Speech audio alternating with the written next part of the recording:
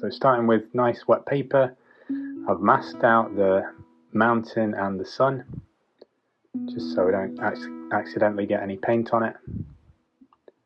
The wash is just blue and orange.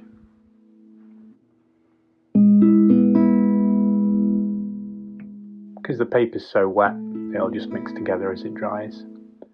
This little technique here, I'm using a dry, larger brush to just gently mask out some of the clouds around the mountain. A very wet mixture of pink into the wet paper, so that'll spread out as the paint dries.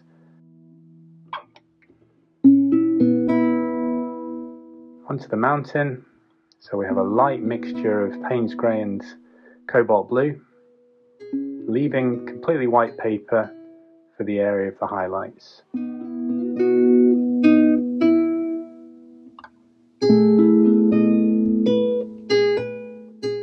To just indicate the mountain ridges.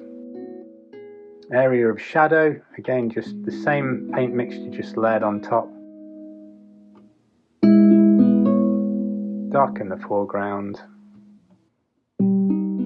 So I've wet the area of the clouds and I'm just damping it out with a piece of paper, and then a very light mix of kind of Payne's grey and brown mixed together. I've removed the mask around the sun, painting that in with orange. Onto the trees, thicker mixture of pink. For the shadow areas, mixed in some more Payne's grey.